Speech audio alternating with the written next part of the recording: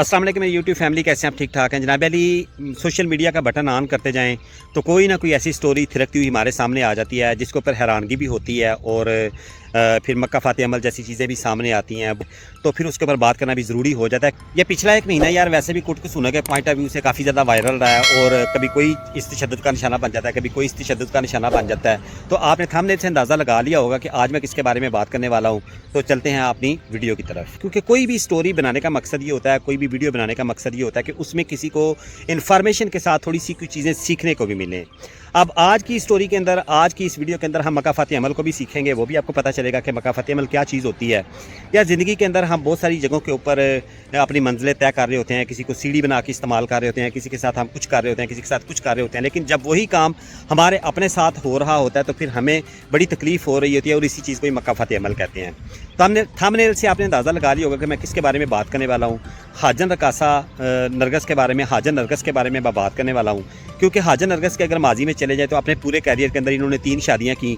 सबसे पहली जो इनकी शादी थी वो अफजल भट्ट नामी प्रोड्यूसर हैं, प्रमोटर भी हैं, हाफसाबाद के रिहायशी हैं, उनके साथ इनकी पहली शादी हुई। उसमें से इनके बच्चे हैं, यानी बच्चे उनको मुझे नहीं पता, लेकिन इनकी दूसरी शादी सैयद ज़ुबैर शाह के साथ हुई, वो कनाडा में रिहाइश पजीर हैं और उसमें से नरगस के 2 बच्चे हैं। बेटी का नाम जो है मासूमा है और बेटे का नाम मुर्तज़ा है। उसी के साथ ही इनका जो रिलेशन एक जनरेट होता है जिसको इन्होंने कभी नहीं छुपाया। अबद बॉक्सर उस वक्त के हाज़र सर्विस पुलिस इंस्पेक्टर थे, उनके साथ इनकाउंटर स्पेशलिस्ट, उनके साथ इनका जो है वो रिलेशन मतलब मंजर आम पे रहता है। और चूँकि जिस वक्त जो नरगस थी उस वक्त स्टेज ड्रामों की जीनत थी या नाज थिएटर जो था उस वक्त इनके पाँव से थिरकता था, तो उसके ऊपर इन्होंने बड़ी हुकूमत की। लेकिन चूँकि हमारे स्टेज ड्रामों का वक़ार इतना ज़्यादा गिर चुका था, उनके फ़ाहिश किस्म के डायलॉग्स, इनके मुजरे, इनकी इस तरह की चीज़ें, उसकी वजह से बहुत सारी आवाम ख़राब हो रही थी, बहुत बच्चियाँ ख़राब भी हुई, बच्चे बड़े ख़राब हुए, हर दूसरा बंदा जुगतों पे आ गया और गंदी जुगतें यानी कि जो कभी भी बर्दाश्त नहीं की जा सकती हैं। उसकी वजह से किसी ने एक्शन भी लिया। एक्शन लेने के साथ जब नाज थिएटर के ऊपर रेड होता है तो उसमें अमानुल्लाह मरहूम और मस्ताना जैसे फ़नकार गिरफ़्तार हो जाते हैं। नरगस वहाँ से भागने में कामयाब हो जाती हैं। तो फिर मेरे ख्याल में उसी रेड के दौरान में पुलिस स्टेशन के अंदर मस्ताना को थप्पड़ भी मारा जाता है, तो फिर वो गोशा निशीनी की हालत में चले जाते हैं, बाद में वो एक्टिंग भी छोड़ देते हैं। इस तरह की सीन है। तो जब कुछ दिन के बाद अलहमरा हॉल जो है उसके अंदर ये सारे के सारे थिएटर के जितने अदाकार हैं ये सारे के सारे आके वहाँ पे अपना प्रोटेस्ट रिकॉर्ड कराते हैं और कामरान लाशारी गवर्नमेंट की तरफ से इनकी नुमाइंदगी करते हैं। और उसमें नरगस की जब बारी आती है, सुहेल साहब को सब जानते हैं, सुहेल साहब इन अदाकारों की नुमाइंदगी कर रहे होते हैं। जब नरगस की बारी आती है तो अपनी बारी के ऊपर ये उस वक्त के वो खालिद मकबूल गवर्नर थे जो उनके ऊपर ये इल्ज़ाम लगाती हैं, कहते हैं कि जब मुझे डांस के लिए मरी बुलाया जाता है तो उसको आज़ा की शायरी कहा जाता है, और जब वही डांस मैं थिएटर के ऊपर करती हूँ तो उसको फहाशी का नाम दिया जाता है। उसके बाद चूँकि हालात और ज़्यादा ख़राब हो जाते हैं, आबद बॉक्सर जिनके साथ इनके बहुत सारे रिलेशंस होते हैं वो रिलेशंस अचानक से ख़राब हो जाते हैं और ख़बरें ये आती हैं कि जनाब अली उन्होंने इसके ऊपर बदतरीन तशद्दुद किया है, इसके सर के बाल मूंड दिए हैं, इसकी भवें मूंड दी हैं। तो इस तरह की चीज़ें रिपोर्ट होती हैं। फिर वो FIR हो जाती है, फिर FIR के साथ वो 4 दिन के बाद सुलह हो जाती है और नरगस जो है वो यहाँ से उड़ के कनाडा पहुँच जाती हैं। फिर सैयद ज़ुबैर शाह के साथ 3-4 साल रहती हैं और फिर इनके जब वहाँ से रिलेशन सैयद ज़ुबैर शाह के साथ ख़राब हो जाते हैं तो फिर ये वापस पाकिस्तान आके थिएटर का आगाज़ करती हैं और साथ में इनके रिलेशन जो जनरेट हो जाते हैं वो माजिद बशीर नाम के जो अभी हाज़र सर्विस इंस्पेक्टर हैं उनके साथ हो जाते हैं। उनका ताल्लुक भी अराई बरादरी से है, उनकी कोई ऐसी कंट्रोवर्सी तो सामने नहीं आई, कोई मतलब सिविलाइज किस्म के वो पर्सनैलिटी हैं, इस तरह की चीज़ें, उनका कोई ऐसा केस सामने नहीं आया कंट्रोवर्सी का। तो फिर ये खबरें सामने आती हैं कि जनाब अली वो इनसे शादी कर रहे हैं और फिर ये थिएटर को छोड़ रही हैं।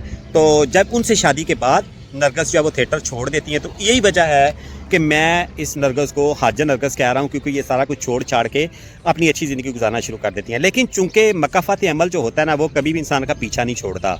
तो माजिद बशीर साहब की चूँकि पहले से शादी हुई थी और हाजन नरगस जो है वो सीढ़ियाँ बनाते बनाते इन्होंने इनकी जो पहली बीवी थी उसकी जगह इन्होंने ली, और माजिद बशीर साहब उस पॉइंट ऑफ व्यू से इनके लिए केयरिंग भी बहुत ज़्यादा थे, मतलब बड़ा ख्याल रखते थे। लेकिन चूँकि अब हालात पलटा खा चुके हैं और वो पलटा खाने के साथ जो है ना वो नरगस को माजिद बशीर साहब की तरफ से तशद्दुद का निशाना बनाया गया, क्योंकि मक्का फ़ातिह अमल ने भी तो अपनी जगह बनानी है, आपने आपको ज़ाहिर करना है। तो होता क्या है कि एक मरियम अली हुसैन कोई मतलब एक रकासा है, आबद उस्मानी नाम की रकासा उनकी बेटी हैं।